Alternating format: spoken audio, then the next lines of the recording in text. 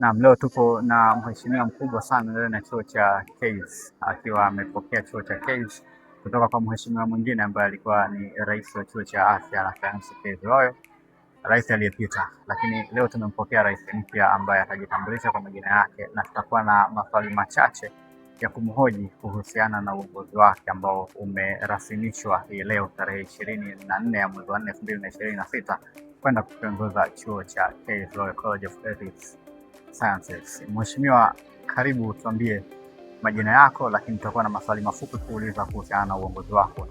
Karibu. Asante sana. Kwa majina anaitwa Bariki Gwakisa Mawazo, ni mwanafunzi wa kada ya utabibu mwaka wa pili, nasoma chuo cha afya cha Science KES Royal College. Tuambie kwa ufupi hekaheka za uongozi, hekaheka za kampeni tangu unaanza mpaka hii leo umefikia kuapishwa kuwa rais mpya wa chuo cha KES Royal. Kiukweli uongozi ulikuwa una changamoto nyingi sana, kulikuwa kuna ushindani mkubwa sana, kwa hiyo kulikuwa kuna baadhi ya challenge tulikumbana nazo kipindi cha kampeni, lakini tuliweza kuzisolve na kuwapa sera nzuri wanafunzi, hivyo wakatuchagua. Umetuambia kwamba kampeni zilikuwa na changamoto nyingi na hivi sasa umechaguliwa kuwa rais wa chuo cha KES na uongozi tunategemea utakuwa na changamoto nyingi sana. Wewe umejiandaa vipi kwenda kukabiliana na changamoto ambazo unaenda kukutana nazo? Changamoto kutoka kwa watu ambao unawaongoza, lakini changamoto tu za kiutendaji kwa ujumla unaenda kukabiliana nazo? Kwanza kabisa mimi ni kiongozi muwazi, kwa hiyo niko tayari kukabiliana na hizo changamoto ambazo nitakuwa nakumbana nazo. Pia mimi ni sauti ya wanafunzi mbele ya uongozi wa chuo, kwa hiyo niko tayari kuwasikiliza wanafunzi changamoto zao zote na kushirikiana na uongozi wa chuo kuzitafutia suluhisho. Katika uongozi wa nchi, kwa mfano kwa Mheshimiwa Rais Mama Samia Suluhu Hassan, tumekuwa tukisikia kitu kinachozungumzwa kwamba ni siku 100 za mama. Wewe kwenye siku zako 50 za uongozi wa ndani ya chuo cha KES Royal, siku 50 za kwanza unawaahidi nini wapiga kura wako? Kwanza kabisa, kitu cha kwanza nilichoahidi ni kuboresha mazingira ya kujifunzia. Kwa hiyo siku za kwanza 50 nitahakikisha naweka mazingira bora kwa ajili ya wanafunzi kujifunzia au kusomea, ikiwemo kuweka vimbweta kwenye eneo letu la wazi hilo hapo. Pia nitahakikisha na boresha michezo na hostel pia. Unategemea nini kutoka kwa wapiga kura wako au kwa watu ambao unaenda kuongoza hivi sasa, au ni kipi unakiomba zaidi kutoka kwao? Kikubwa ninachokiomba ni mawazo yao, ushirikiano wao, pia hata ukosoaji wa serikali. So nitaomba tu mawazo yao na mchango wao mkubwa nipewe kama ushirikiano wao.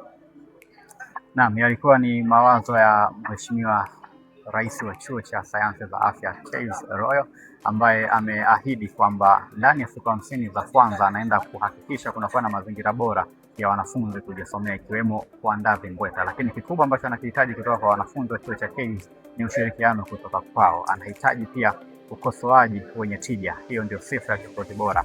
Akataja ukosoaji, lakini anahitaji ukosoaji uliokuwa na tija kutoka kwa wananchi wake ili kuboresha mazingira ya wanafunzi ndani ya chuo cha KES Royal. Lakini tunaye pia makamu wa rais aliyechaguliwa hivi karibuni, ambaye pia anaenda kushirikiana na rais katika kukiongoza chuo cha sayansi KES Royal. Naye pia tutamsikia kwa machache, atatuambia jina lake, yeye ni nani, lakini pia tutakuwa na machache ya kumuuliza kuhusiana na uongozi wake aliyopokea hii leo na ataongoza kwa muda wa mwaka mmoja. Makamu wa rais, karibu. Kwa machache tutakuwa na interview fupi kuhusiana na uongozi wako, lakini kwanza tunatamani tusikie jina lako ni nani na nafasi yako ambayo tayari ni makamu wa rais. Nimeshatambulisha watu kabla yako, lakini kwanza natamani wasikie wewe nani. Okay, kwa majina naitwa Kisa Arnold Luago, natokea chuo cha afya Israel. Umechaguliwa na wanafunzi au na jumuiya ya KES Royal kuwa makamu wa rais wa chuo cha KES Royal. Wewe unategemea nini kutoka kwa wanafunzi ambao ndio wapiga kura wako? Unategemea kitu gani hasa kutoka kwao kipindi cha uongozi wako? Ninachokitegemea kikubwa zaidi ni ushirikiano wao katika uongozi wangu, pia kutoa madukuduku ambao wanayo katika uongozi wangu na kushirikiana katika kutatua changamoto wanazozipitia hapa chuoni. Lakini pia ni nini ambacho unaamini unaenda kukifanya katika uongozi wako ambacho ni kipya au ni bora zaidi kukifanya ambacho hakijawahi kufanywa au kilifanywa na uongozi uliopita, lakini wewe unaenda kukifanya kwa ubora zaidi? Nitakachoenda kukifanya kitu cha tofauti na uongozi uliopita ni kwamba kuhakikisha kwamba ufaulu wa wanafunzi unaongezeka kwa kutengeneza timu ya academic ambayo itaenda kusaidia katika ufaulu wa wanafunzi kwa kusaidiana darasa kwa darasa na walimu na wanafunzi. Lakini pia uongozi ni changamoto na mara nyingi tunapokea changamoto nyingi kutoka kwa wananchi wako waliokupigia kura, ambao hapa nawaita kama wanafunzi, ambao wao pia wanaweza kunakuwa na changamoto zinazolenga kujenga na changamoto zinazokuwa zipo kwenye upande wa kubomoa zaidi. Wewe kama makamu wa rais umejiandaa vipi kukabiliana na changamoto za aina hiyo ikiwa zote zinakuja mezani kwako kwa ajili ya kuhitaji utatuzi? Changamoto yote itakayokuja mbele yangu nitaitengenezea mkakati mzuri katika kuitatua kwa kujua changamoto ni nini na ni njia ipi sahihi nitatumia kwa ajili ya kutatua changamoto. Na changamoto ambayo itakuwa inahitaji umakini zaidi ni kwa kupata ushauri kutoka kwa watu wazoefu au kutoka kwa walimu mbalimbali, hivyo kupata ushauri ili kujua unasolve hilo tatizo. Lakini pia ni nini wapiga kura wako wategemee katika kipindi hiki cha uongozi ndani ya muda wa mwaka mmoja? Wategemee mabadiliko ya chuo kwa upande wa michezo na taaluma kwa ujumla.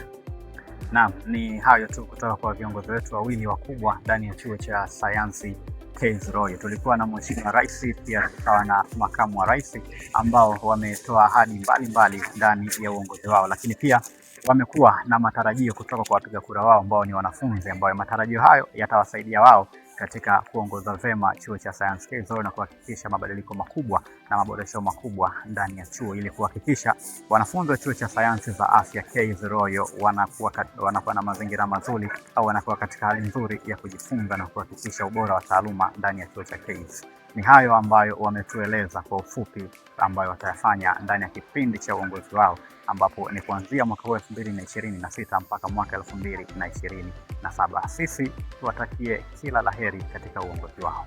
Pichani ni Eli Mpagike na nyuma ya kamera tulikuwa na Brian.